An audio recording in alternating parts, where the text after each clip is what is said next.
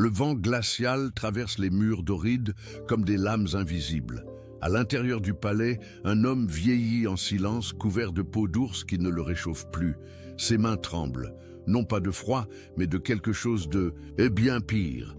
Samuel de Bulgarie gît dans son lit, empereur d'un royaume qui s'écroule sous ses pieds. Des torches projettent des ombres dansantes sur les murs de pierre. Chaque ombre semble se moquer de lui.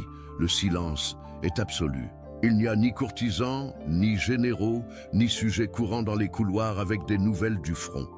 Ses yeux, enfoncés dans de profondes orbites, fixent le vide. Ses yeux qui brillaient autrefois de la férocité d'un loup des Balkans ne reflètent plus que l'horreur. Une horreur venue des montagnes, l'air sent l'humidité et la mort, les pierres au sol sont froides comme des tombeaux. Ses lèvres, sèches et craquelées, bougent sans bruit. Il murmure des noms, les noms de soldats qui ne répondront plus à son appel. Il y a 3 jours à peine, il était tsar de Bulgarie, le lion des Balkans, l'homme qui a défié l'Empire, byzantin pendant des décennies. Aujourd'hui, il n'est plus qu'un vieil homme brisé, le cœur battant à tout rompre, comme s'il pouvait s'arrêter à tout moment. Ses serviteurs restent à distance. Ils savent qu'un événement terrible s'est produit, mais personne n'ose poser la question. L'empereur, qui a conquis de l'Adriatique jusqu'aux portes de Constantinople, ne peut plus tenir un verre de vin.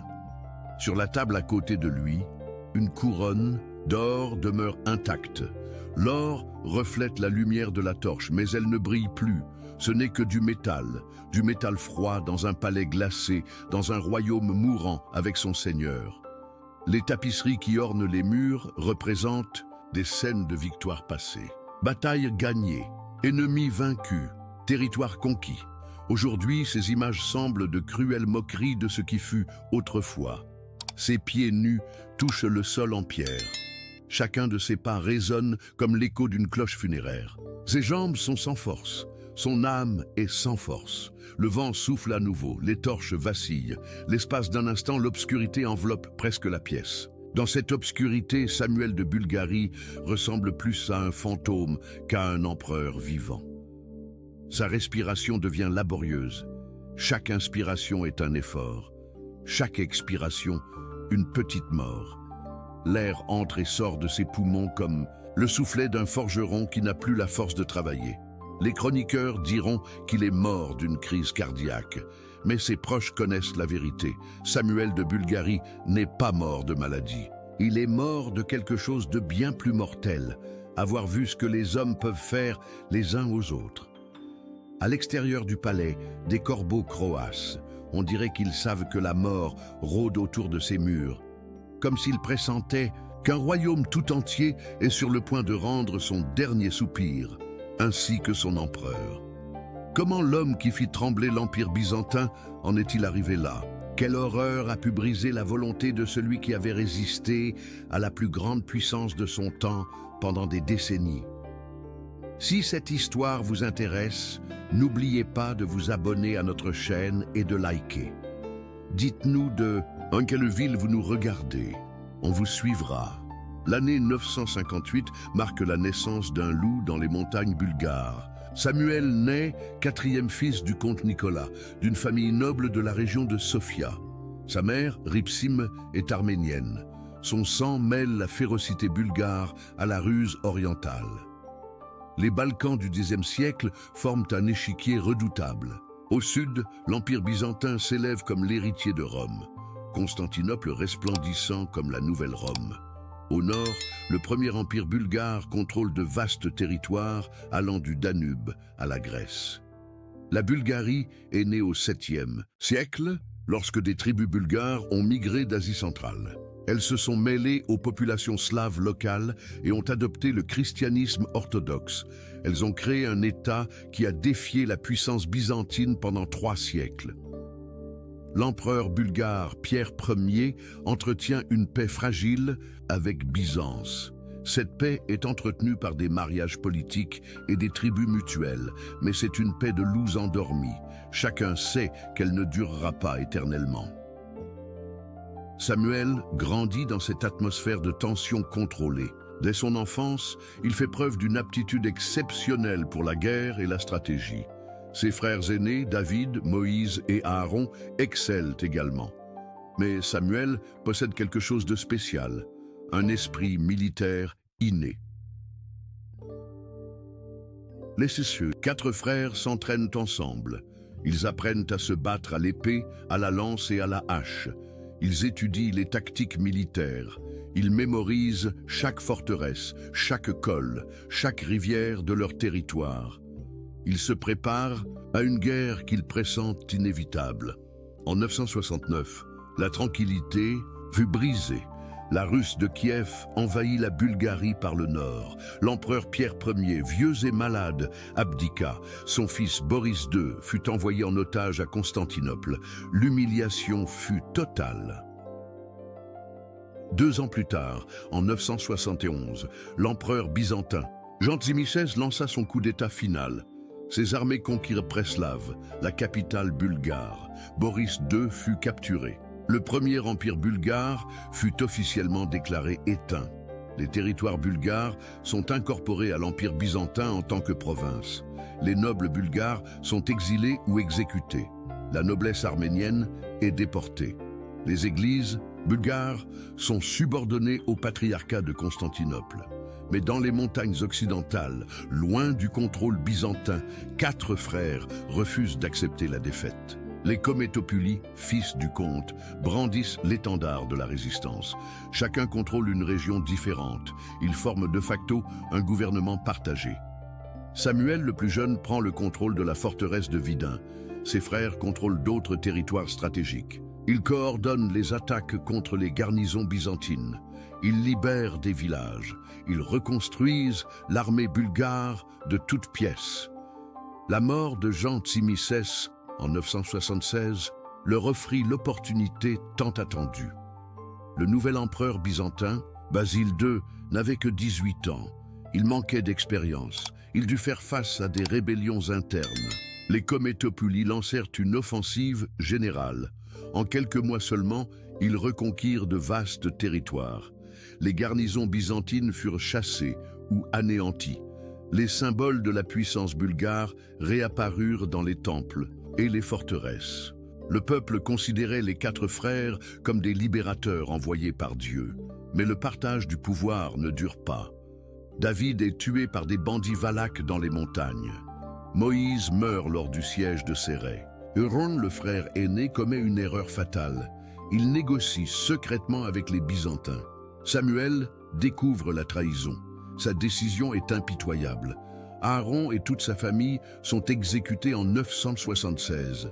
Seul un neveu, Ivan Vladislav, est sauvé grâce aux supplications de son propre fils, Gabriel Radomir.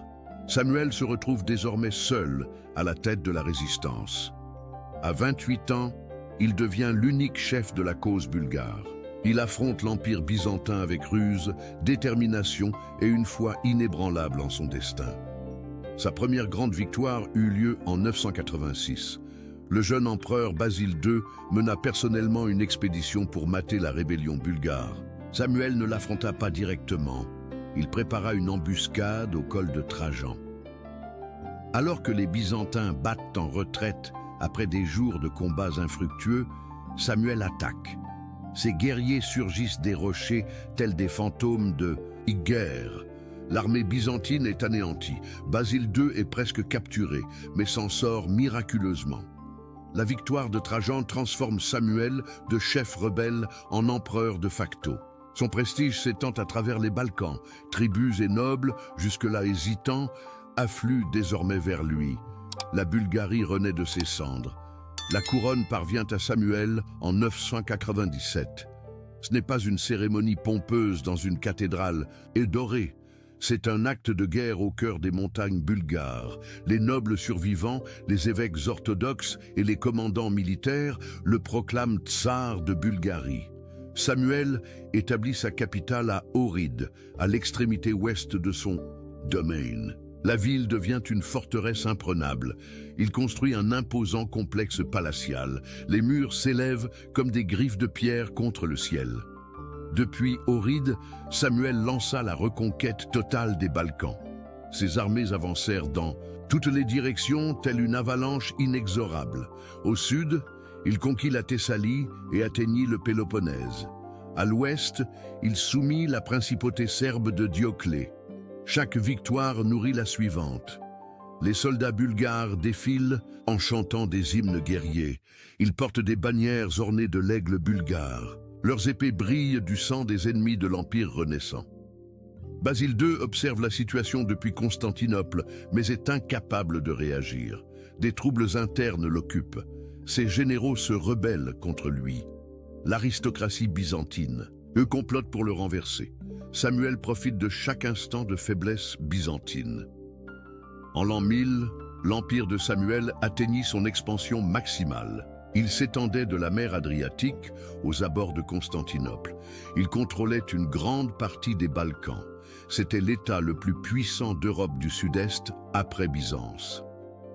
Samuel n'est pas seulement un conquérant, c'est un diplomate avisé. Il marie sa fille Miroslava au noble byzantin Achote, le nommant gouverneur de Durès. Son fils Gabriel Radomir épouse une princesse hongroise, sécurisant ainsi la frontière nord. Sa légitimité internationale lui fut conférée lorsqu'il reçut la couronne impériale des mains du pape Grégoire V. Ce geste défiait directement l'autorité de Constantinople. Samuel était désormais reconnu comme empereur par Rome, rival de Basile II lui-même. Mais les victoires ont un prix. Les territoires conquis nécessitent des garnisons permanentes. Les nobles locaux doivent être surveillés en permanence. Des révoltes éclatent dans des régions reculées. L'Empire s'étend trop rapidement. Les premiers signes de troubles apparurent en 1001. Basile II avait enfin consolidé son pouvoir à Byzance. Il n'était plus le jeune homme inexpérimenté vaincu par Trajan. Il était désormais un empereur, mûr, déterminé et impitoyable. La guerre changea de nature. Basile abandonna les campagnes grandioses et spectaculaires. Il adopta une stratégie d'usure méthodique. Il attaqua systématiquement les fortifications bulgares.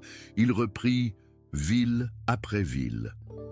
Toute conquête byzantine est permanente. Il ne s'agit pas d'incursion temporaire, mais d'occupation permanente.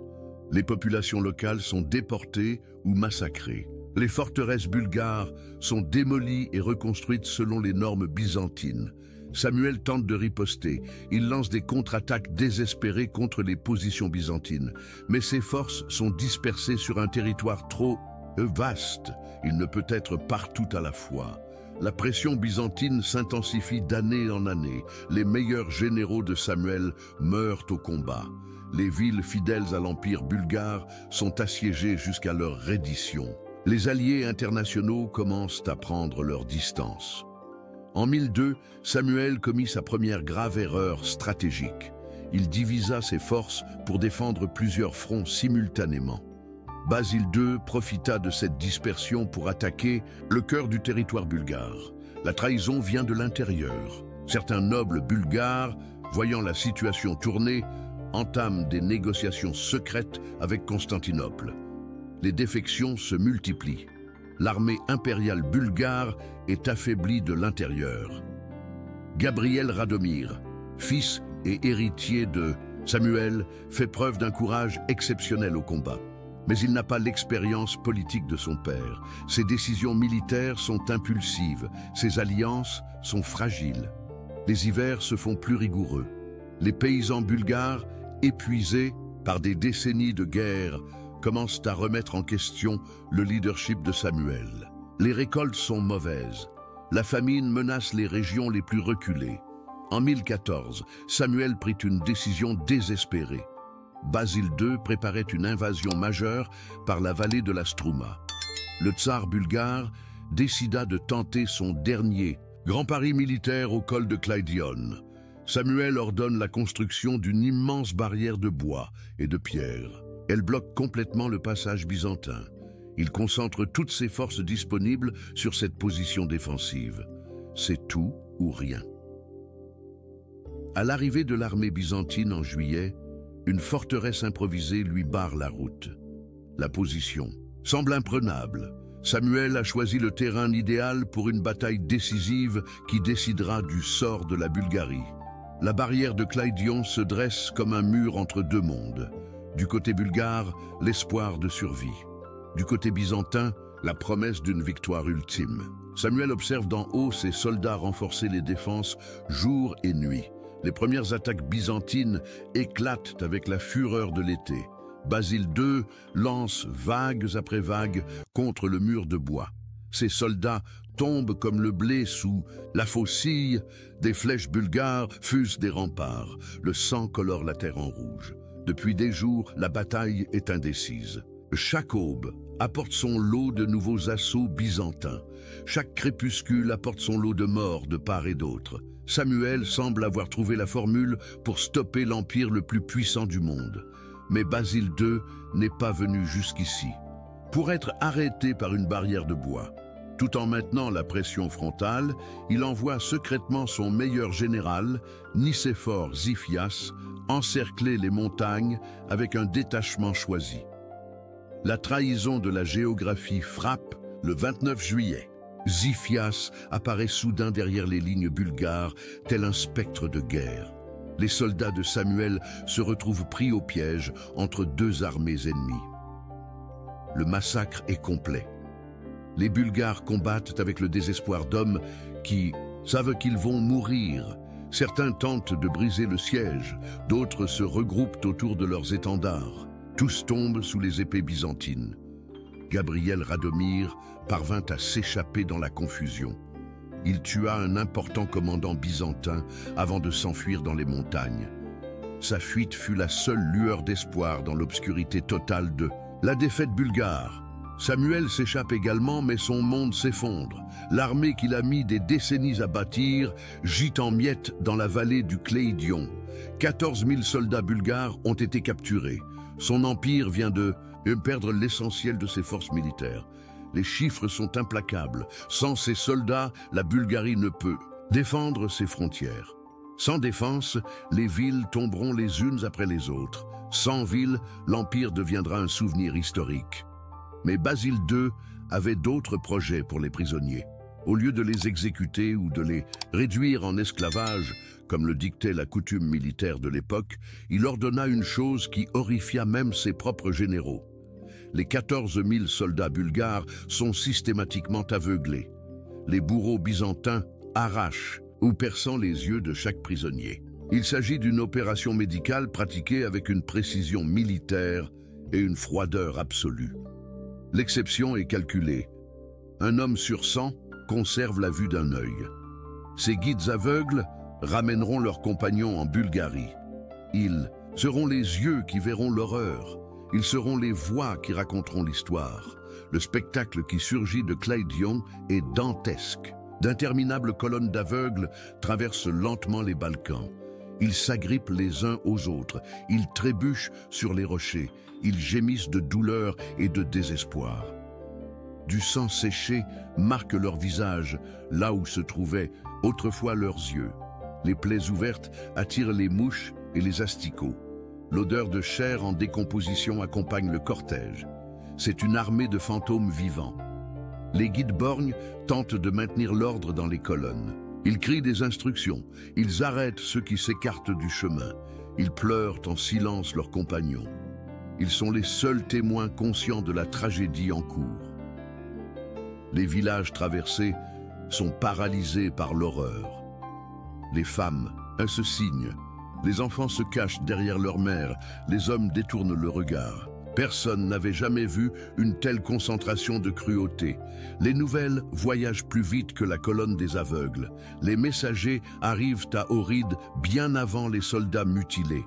Samuel reçoit les premiers rapports dans son palais. La réalité n'est pas encore arrivée. Les courtisans chuchotent dans les couloirs. Les nobles parlent de reddition. Les évêques prient pour un miracle. Chacun sait que la fin est proche. Seul Samuel refuse d'accepter l'évidence. Gabriel Radomir revient à Ohrid, ses blessures de guerre encore sanglantes. Son récit confirme le pire. L'armée bulgare a été anéantie.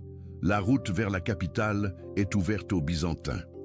Les défenses d'Oride se préparent à ce qui pourrait être leur dernier siège. Les murs sont renforcés, les greniers sont remplis, les familles nobles cachent leurs trésors, la ville devient une tombe prématurée.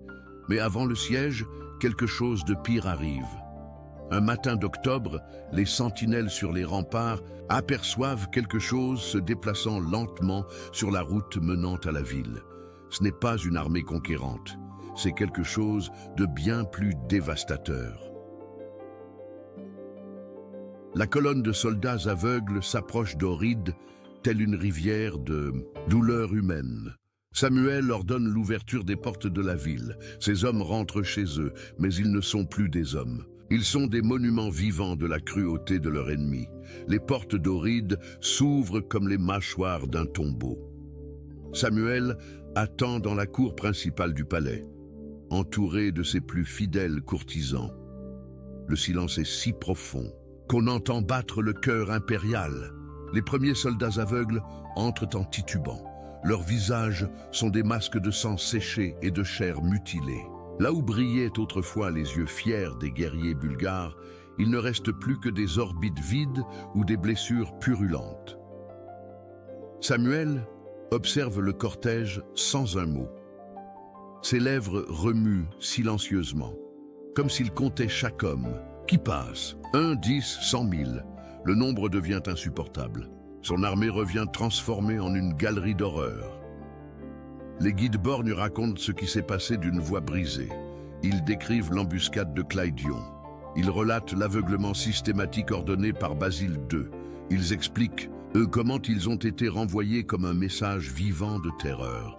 Un commandant vétéran, aveugle et au visage défiguré, s'avance vers Samuel en titubant.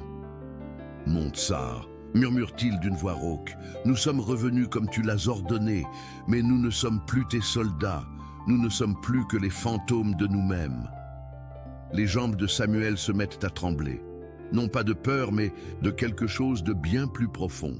La pleine conscience de ce qu'il vient de perdre le frappe au plus profond de son âme comme un marteau sur du fer. Son empire s'effondre sous ses yeux. Les courtisans observent la scène avec une horreur croissante. Certains se signent, d'autres murmurent des prières.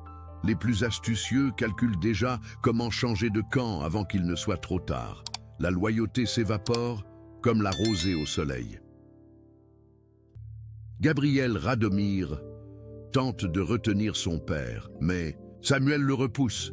Le vieil empereur marche lentement parmi ses soldats aveugles. Il touche leur visage, mutilés. Il murmure des noms pour qu'ils ne l'entendent plus correctement. La réalité militaire est implacable. Sans cette armée, la Bulgarie ne peut se défendre. Les forteresses frontalières tomberont sans résistance. Les villes se rendront sans combattre. L'empire bulgare renaissant vient d'être condamné à mort. Des messagers arrivent toutes les heures avec des nouvelles dévastatrices. Les nobles provinciaux se rendent à Basile II. Les garnisons bulgares abandonnent leur imposition. Les évêques négocient la subordination de leurs églises à Constantinople. Samuel s'enferme dans ses appartements. Pendant des jours, il ne mange, ne boit et ne dort pas. Il se contente de regarder par la fenêtre les montagnes qui étaient autrefois son royaume. Son cœur bat de façon erratique, comme s'il allait s'arrêter à tout moment. Les symptômes physiques s'intensifient, douleurs thoraciques, essoufflement, vision floue, vertige constant. Son corps, comme son empire, se désintègre de l'intérieur. La vieillesse et le choc se combinent pour créer une tempête parfaite. Gabriel Radomir prend de facto le contrôle du gouvernement. Mais il est trop tard pour des mesures désespérées. Les territoires bulgares sont cédés les uns après les autres. La carte de l'Empire rétrécit de jour en jour. Les négociations de reddition débutent en secret. Les nobles restants comprennent que toute résistance est suicidaire. Ils recherchent des conditions honorables pour une capitulation inévitable. Samuel ne participe plus à ces négociations. Les trésors impériaux sont cachés ou distribués aux fidèles. Les reliques religieuses sont envoyées dans des monastères isolés. Les archives du royaume sont brûlées pour éviter qu'elles ne tombent aux mains des Byzantins. La population d'Ohryd vit dans un état de panique contrôlé. Les familles se préparent à fuir vers les montagnes. Les marchands bradent leurs marchandises. Les soldats restants désertent pendant la nuit. Samuel sort de sa cellule pour une dernière apparition publique. Son apparence est fantomatique. Il a vieilli de plusieurs décennies en quelques jours.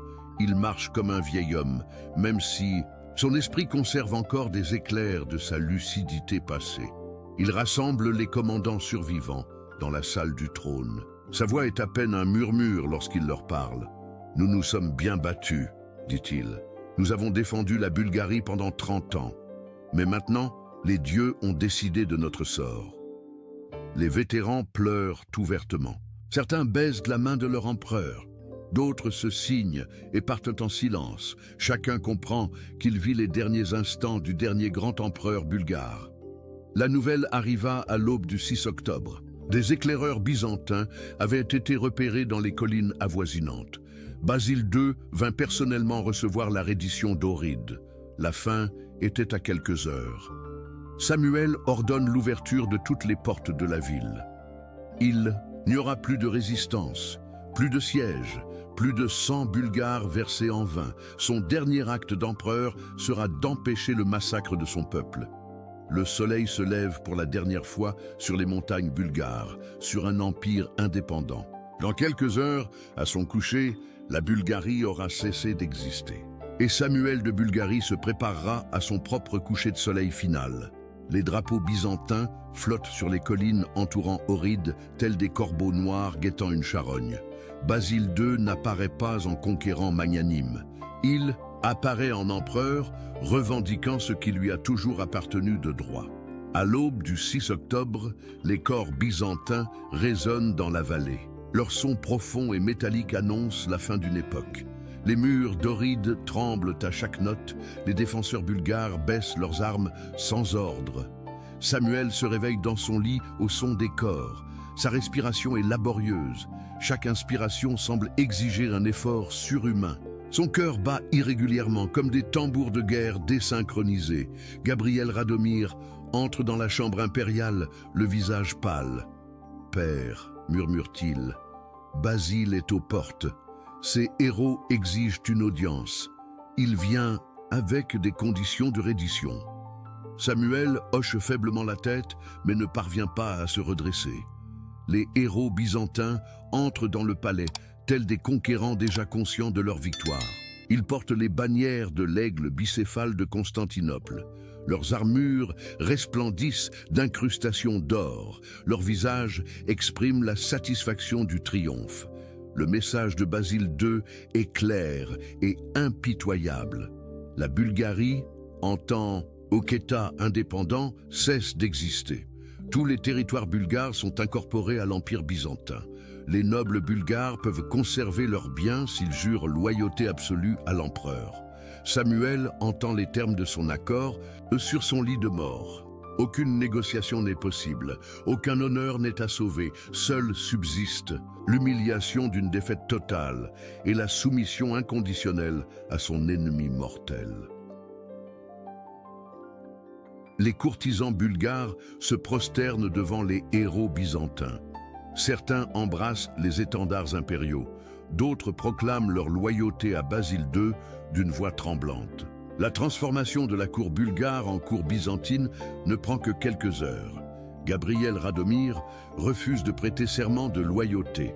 Il quitte le palais avec une poignée de fidèles et se dirige vers les montagnes.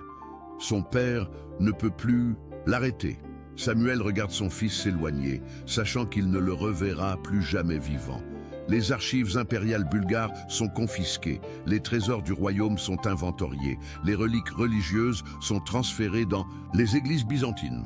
Chaque symbole du pouvoir bulgare est systématiquement effacé ou détourné.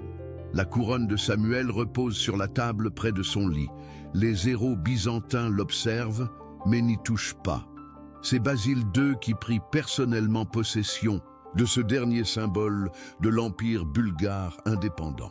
La nouvelle de la capitulation se répandit comme une traînée de poudre dans toute la Bulgarie. Les villes qui résistaient encore ouvrirent leurs portes. Des forteresses isolées arborèrent des drapeaux blancs. La carte politique des Balkans fut redessinée en une seule matinée. Les habitants d'Ohryd observent depuis leurs fenêtres et leurs toits l'entrée des troupes byzantines. Aucune résistance, aucune protestation, seul le silence pesant d'une nation qui vient de mourir. Les soldats byzantins marchent avec discipline dans les rues désertes. Basile II arrive à midi. Sa suite est imposante mais discrète. Il n'est pas venu humilier publiquement les vaincus, mais plutôt prendre possession de leur nouveau territoire. Son visage exprime la satisfaction du devoir accompli, non l'exaltation du triomphe.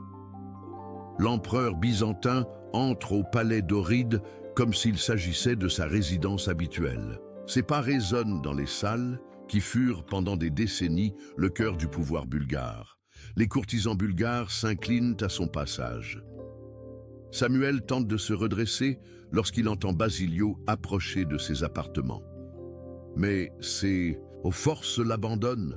Son corps refuse d'obéir à sa volonté. Il reste prostré comme un vieil homme invalide, et non comme un empereur vaincu. Basile II entre sans cérémonie dans la chambre impériale. Il voit Samuel allongé dans son lit, le visage hagard et la respiration haletante. Pendant un instant, les deux hommes qui ont marqué l'histoire des Balkans se fixent en silence. « Samuel de Bulgarie », dit Basilio d'une voix ferme mais sans cruauté. « Ta résistance est terminée, ton empire est incorporé au mien. Tes sujets sont désormais mes sujets. » Samuel hoche faiblement la tête, incapable de formuler des mots. La couronne bulgare est cédée sans résistance. Basile l'accepte avec respect, y voyant le symbole de décennies de guerre acharnée. Il n'y a pas d'humiliation inutile, seulement une passation de pouvoir froide et efficace. Les nobles bulgares sont convoqués pour prêter serment public de fidélité. La cérémonie se déroule dans la cour d'honneur du palais. L'un après l'autre, ils s'agenouillent devant Basile II et renoncent formellement à l'indépendance bulgare. Samuel écoute depuis sa fenêtre les serments de loyauté de ses anciens sujets. Chaque voix prononçant ces paroles rituelles est comme un coup de poignard dans son cœur mourant. Son royaume est non seulement tombé militairement, mais aussi trahi politiquement. Le soleil commence à se coucher sur Ohryd. Les ombres s'allongent dans la chambre impériale. Samuel sent son cœur battre de plus en plus faiblement. Sa respiration devient saccadée. La mort approche comme une délivrance bienvenue. Basile II se retire du palais au crépuscule. Il a accompli ce qu'aucun empereur byzantin n'avait accompli. En 3 siècles, la conquête définitive de la Bulgarie. Sa mission est accomplie. Son ennemi est vaincu. Son empire a atteint son expansion maximale. La nuit tombe sur Ohryd comme un drap mortuaire. Dans le palais, Samuel de Bulgarie gît seul, mourant. Dehors, des drapeaux byzantins flottent sur une capitale qui n'est plus bulgare. Le dernier empereur a été vaincu sans combat. La mort frappe Samuel de Bulgarie aux premières heures du 6 octobre 1014. Non pas avec le tonnerre des batailles qui ont jalonné sa vie, mais avec le silence d'un cœur qui refuse de battre. Ces derniers mots se perdent dans un soupir inaudible. Son corps gît, immobile, sur les peaux d'ours qui ne peuvent plus le réchauffer. Les yeux qui ont assisté à la naissance et à la mort d'un empire se ferment à jamais. Dans la chambre, effroide du palais d'Ohryd, le dernier grand tsar du premier empire bulgare rend son dernier souffle. Les serviteurs découvrent le corps à l'aube. Point de lamentation, point de cérémonie. Seul le silence pesant d'une mort qui marque la fin d'une époque. Gabriel Radomir s'est enfui dans les montagnes. Les courtisans ont changé de camp. Samuel meurt aussi seul qu'il a vécu ces derniers jours. Basile II ordonne des funérailles discrètes mais dignes. Sa décision est dénuée de toute malveillance personnelle. Samuel était un ennemi redoutable qui mérite le respect dans la mort. Mais il n'y aura pas non plus de glorification du dernier symbole de la résistance bulgare. L'enterrement eut lieu dans l'église Saint-Achille, sur une petite île du lac Prespa. C'était un lieu que Samuel lui-même avait choisi pour abriter les reliques du saint. L'ironie est parfaite. L'empereur bulgare repose là où il a lui-même voulu honorer un martyr chrétien. Les chroniqueurs byzantins rédigent l'histoire officielle. Samuel est dépeint comme un rebelle contre l'autorité légitime de Constantinople. Sa résistance est décrite comme une obstination aveugle. Sa mort est présentée comme une punition divine pour avoir défié l'Empire romain d'Orient. Mais la mémoire populaire raconte une autre histoire. Les bardes bulgares chantent des ballades sur le dernier empereur qui résista à la plus grande puissance du monde pendant 30 ans. Les paysans transmettent des légendes sur le guerrier qui préféra mourir libre plutôt que de vivre en esclavage. Gabriel Radomir tenta de poursuivre la résistance depuis les montagnes. Pendant des mois, il organisa une guérilla contre les garnisons byzantines. Mais sans le soutien de son père, sa rébellion était vouée à l'échec. 1 an plus tard, il fut assassiné par son propre cousin. Ivan Vladislav, le neveu de Samuel sauvé de l'exécution des décennies plus tôt, prend la tête des derniers rebelles bulgares. L'ironie est cruelle. L'homme qui doit la vie à Samuel réclame désormais son héritage politique. Mais il est aussi voué à l'échec. En 1018, 4 ans après la mort de Samuel, le premier empire bulgare prit officiellement fin. Ivan Vladislav mourut au combat. Sa veuve, l'impératrice Marie, se rendit à Basile II avec les derniers nobles bulgares. Basile II établit le thème de Bulgarie, dont la capitale est Skopje. Les territoires bulgares sont pleinement intégrés au système administratif byzantin. Les lois bulgares sont abolies. La noblesse locale est déportée ou assimilée. L'Église bulgare est subordonnée au patriarcat de Constantinople. La transformation est systématique et brutale. Les noms des villes bulgares sont remplacés par des noms grecs. Les monuments du pouvoir bulgare sont démolis ou réaffectés. Les symboles nationaux bulgares sont interdits sous peine de mort. Mais Basile II ne peut effacer ce souvenir. Dans Samson-Saint-Un, les villages reculés des montagnes bulgares, les anciens continuent de raconter des histoires sur Samuel. Les prêtres orthodoxes incluent son nom dans leurs prières secrètes. Des artisans sculptent son image dans le bois et la pierre. Il faudra attendre 168 ans avant qu'un second empire bulgare n'émerge en 1185. Les frères Hassen invoqueront la mémoire de Samuel pour légitimer leur rébellion contre Byzance. Le dernier empereur du Premier Empire deviendra une source d'inspiration pour le second. L'efficacité brutale de Basile II portait en elle les germes de sa propre destruction. Après sa mort en 1025, nombre de ses généraux furent marginalisés. Ses réformes militaires furent partiellement abandonnées. L'empire qu'il avait consolidé par le sang entama un nouveau cycle de déclin. Les ironies historiques abondent dans cette histoire. Les soldats aveuglés de Samuel deviennent un symbole de résistance nationale. Les méthodes brutales de Basile sont adoptées par les futurs empereurs bulgares contre leurs propres ennemis. La victime devient un modèle pour ses successeurs. Les archéologues modernes ont trouvé des preuves matérielles de cette tragédie. En 1969, les restes de Samuel ont été découverts dans l'église Saint-Achille. Une reconstitution faciale médico-légale a révélé le visage d'un homme de 60 ans, chauve, à la barbe blanche et aux traits anguleux marqués par la souffrance. Des fouilles dans la vallée de Clydion ont révélé des fosses communes, contenant des centaines de squelettes. Nombre d'entre eux présentent des traces de traumatisme aux orbites. Les ossements confirment les récits des chroniqueurs. Une cécité massive a bel et bien eu lieu. L'historiographie moderne continue de débattre de la légitimité des deux camps. Les historiens bulgares et macédoniens considèrent Samuel comme un héros national. Les historiens grecs s'inspirent du récit byzantin traditionnel. Les tensions géopolitiques contemporaines entretiennent cette controverse séculaire. Mais au-delà des querelles nationalistes, l'histoire de Samuel et Basile II révèle des vérités universelles sur le pouvoir et l'ambition humain. La capacité à résister face à des obstacles insurmontables, la brutalité calculée comme instrument politique, le coût humain des rêves impériaux.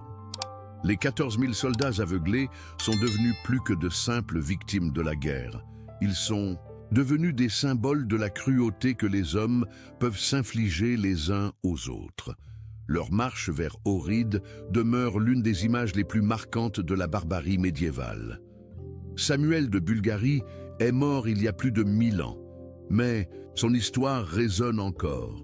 Dans chaque résistance contre un pouvoir écrasant, dans chaque dirigeant qui préfère la défaite honorable à la soumission, dans chaque peuple qui garde sa mémoire vivante contre toute tentative de l'effacer. L'empereur, qui a aveuglé 1000 soldats, et celui qui est mort en les voyant revenir nous rappelle que l'histoire s'écrit dans le sang et les larmes, que gloire et tragédie sont indissociables, que l'écho de nos actes résonne à travers les siècles, bien après que nos cris se soient tus dans les montagnes. Fin de l'histoire. Et vous, nobles spectateurs, qui avez traversé avec nous les sombres couloirs de l'histoire, que retenez-vous de ce voyage?